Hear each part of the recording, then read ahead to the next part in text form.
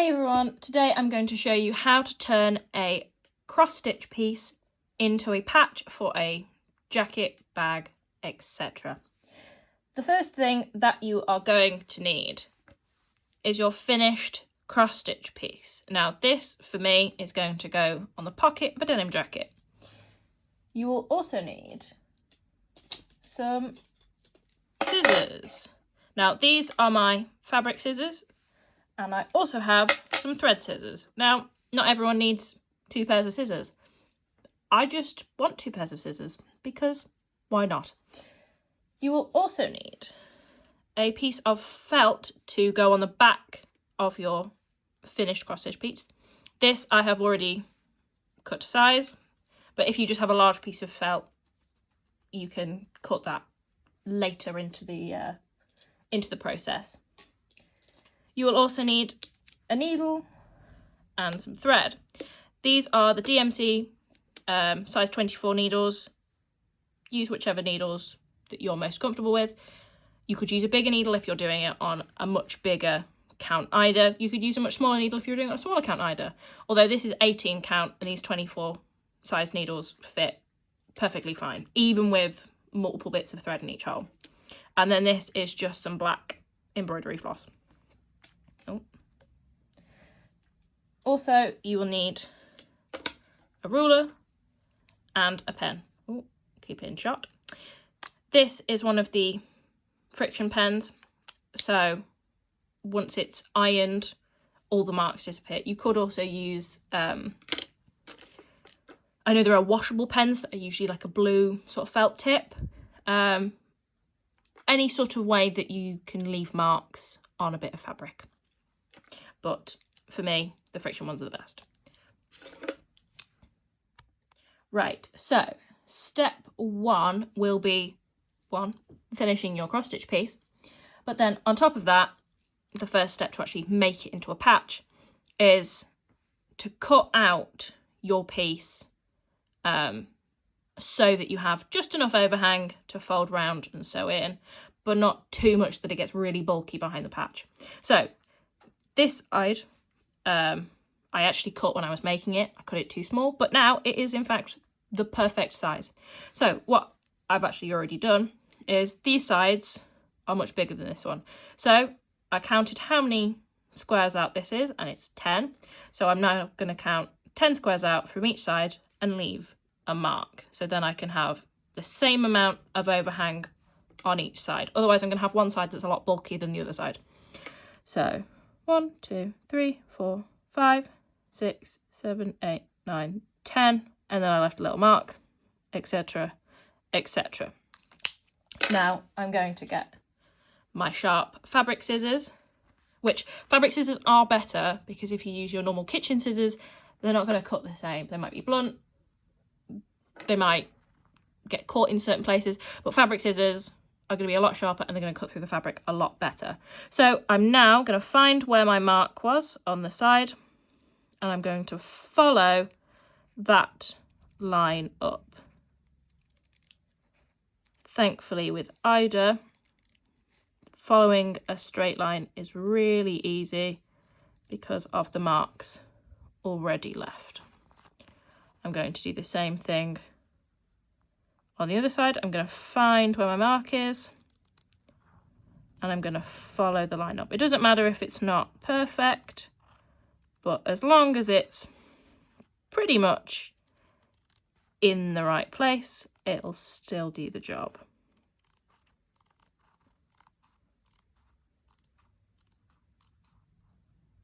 There we go. And then the last side,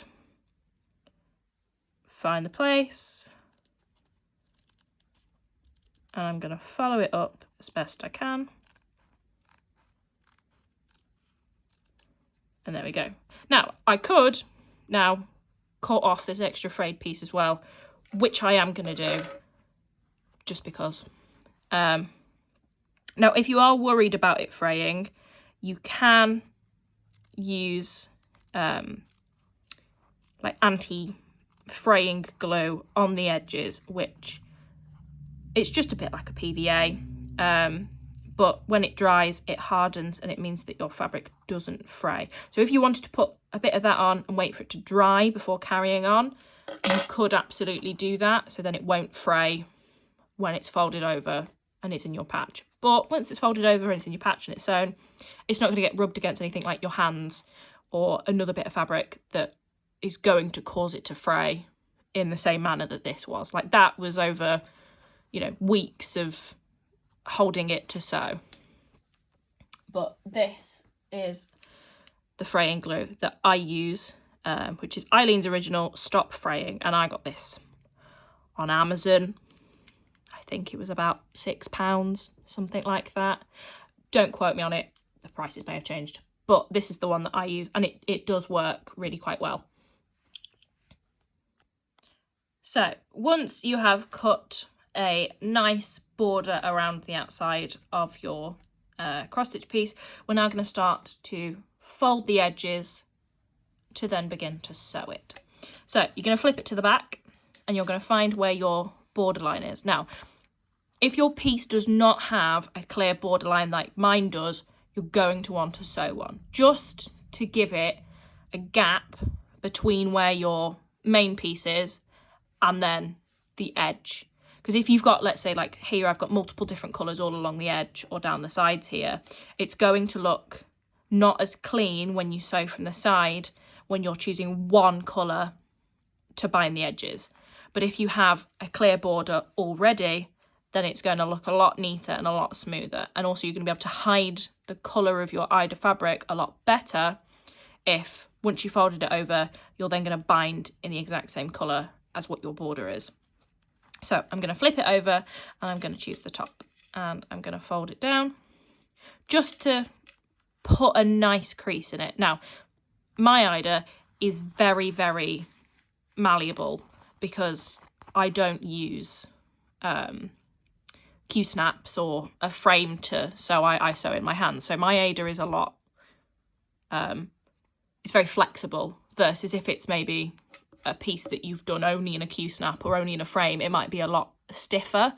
Or if you've finished it on a piece and then only just cut it out and it's quite small, it's not going to fold as easily as mine will. So you're going to want to put a nice good crease where you're going to sew it over or fold it over to sew it. Now, obviously, when you get to the corners, they're going to be a bit bulkier because you're going to have multiple layers of fabric versus at the edge you're only going to have, you know, the bit that you've sewn and then your excess. So what you could do, which is what I'm going to do, is I'm going to cut out the corners. It'll still sew exactly the same, but there won't be, what's the word I'm thinking of? There won't be the bulkiness in the corner.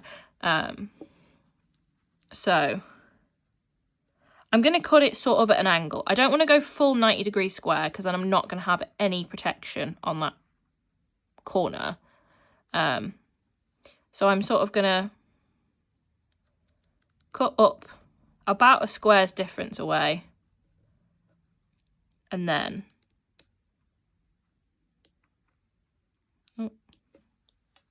cut that piece out and cut that piece out.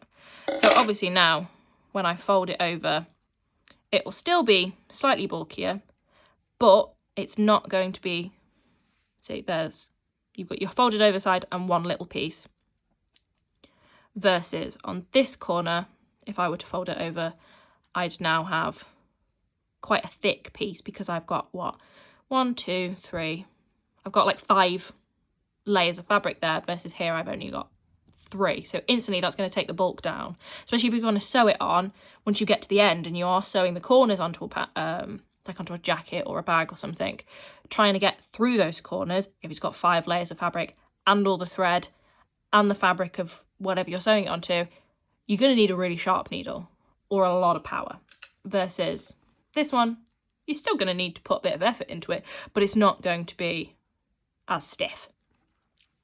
So I'm going to now do this to all the other colours or corners, and I am going to add a little bit of fray check on the edge because look, it's already fraying now. So I'm going to do that, I'm going to wait for it to dry, and then I'm going to come back. Right, okay, so now my fraying glue has dried. I put it in the sun for a little bit. I've done just half of the top line just to see what I was doing before I showed you. So now I have my piece, I have a piece of thread and my needle, and I've threaded it so it has a loop at the end, so this is going to help when we're starting off. I also have my needle minder on there to keep the piece of felt from moving about too much while I'm sewing, and also to keep my needle in place if I drop it or I have to change threads, etc. So I'm going to start off, so obviously I've already done this half, just to see, because I hadn't decided when I started whether I was going to bind the edge first and then sew on the felt, or bind the edge while sewing on the felt. So I've decided on the latter, and I'm going to bind it while sewing on the felt because I think it's easier and it saves you a step. So I'm going to go in this hole here. So I'm not going to go above my borderline, I'm going to go below it. And I'm going to go just outside of it, just to start off on this side. That's why I started in the middle, just to see how much thread I would need for each piece. So I'm going to go all the way through into my felt, pull it through, leave it so there's enough loop at the back, put my needle through the loop, and I'm going to pull it tight. So now that is attached and it's not going to unravel, or if I pull it too tight it's going to come out of my thread or out of my fabric. Now I'm going to go over to the next hole like I would if I was actually cross stitching. I'm going to go all the way through, pull it if it lets me. Now I'm going to leave a loop. I'm going to do whip stitch. So my needle is now going to go back through my loop. I'm going to pull. And now I'm going to go back to the one down here.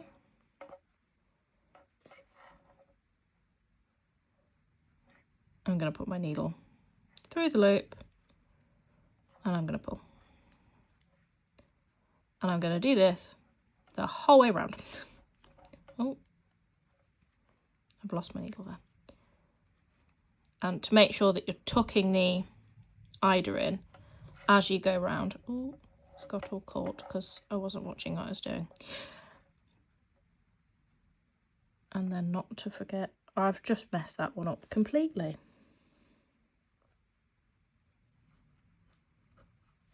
There we go. See, we're not all perfect with our stitching.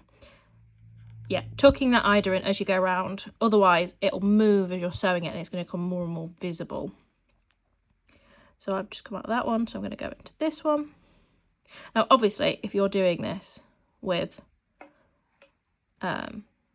smaller eider, so smaller number, bigger holes, it's going to take you a lot less time to do this than me doing it here on 18 count, because 18 count is rather small and it is very fiddly. But I'm going to carry on doing this all the way around, and obviously the more you do it the quicker that you're going to get at it.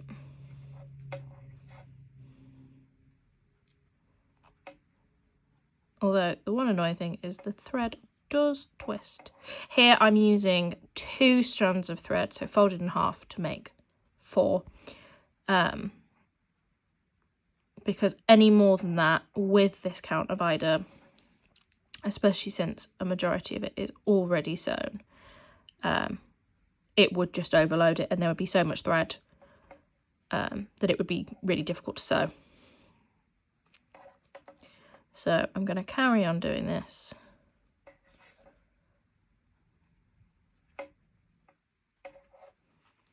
The whole way round.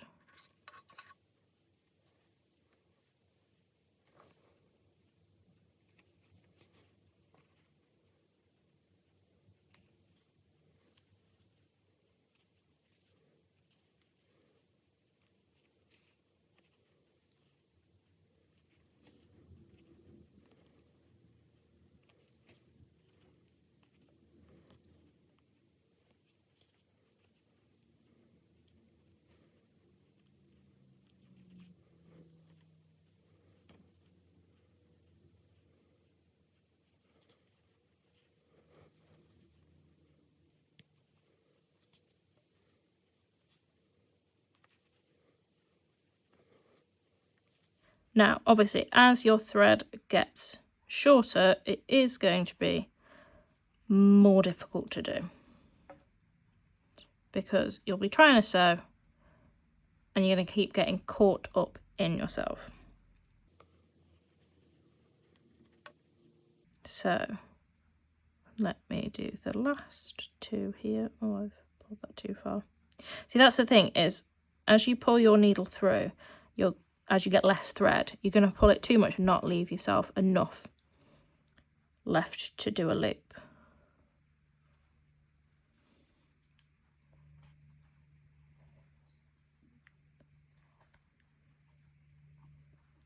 Right, so now I have done the whole top line and I've still got obviously my thread here. I'm now going to move my needle minder out of the way so I can see what I'm doing. I'm going to put my thread through as if I was going to carry on, but I'm not going to go all the way through and out my felt. I'm going to go in through here and I'm going to bring it out between the layers, preferably actually in that gap there. So I am going to just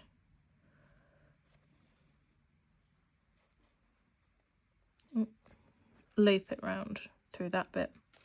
Oh no, I've pulled it too tight. Let me re-thread it.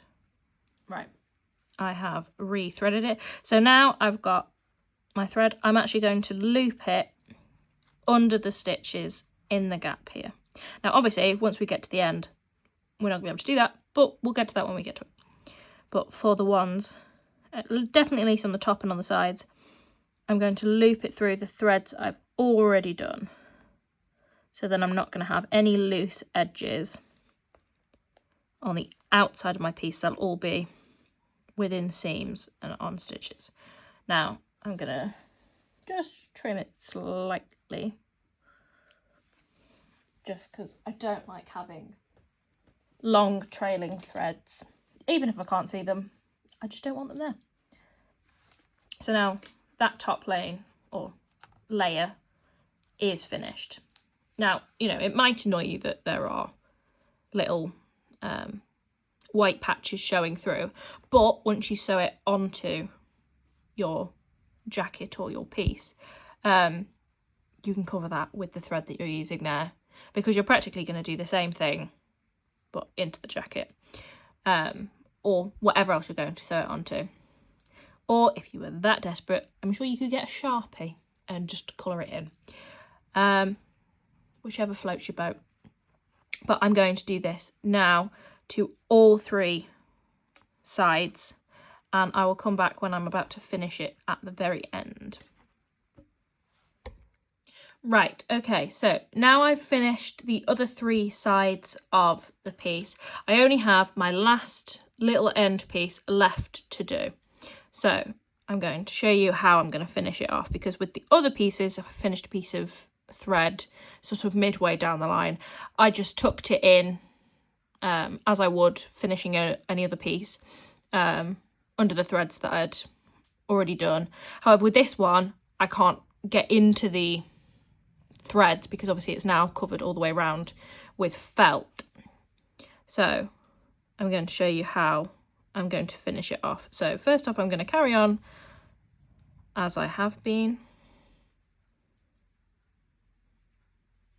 That's if the needle will want to go through. Because obviously as you get to the end where the corners are, you're going to have a lot more fabric to go through, and you're not going to have that same tension that you had beforehand. So the likelihood of stabbing yourself in the finger is a lot higher. And also it's full of cat hair, shockingly.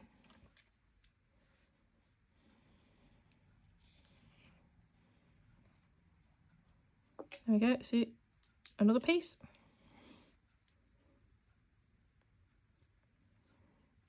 So I'm literally going to go all the way to the very end, almost as if I was going to carry on and continue going round the corner. because I don't want there to be a white gap if I can avoid it. Oh, it's getting tangled. There we go. So I am actually going to do one more and follow it around the corner just to hide this last little piece.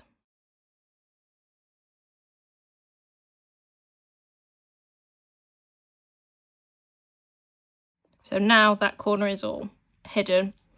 And what I'm going to do is I'm almost going to double back on myself and feed it under the threads that I've just done.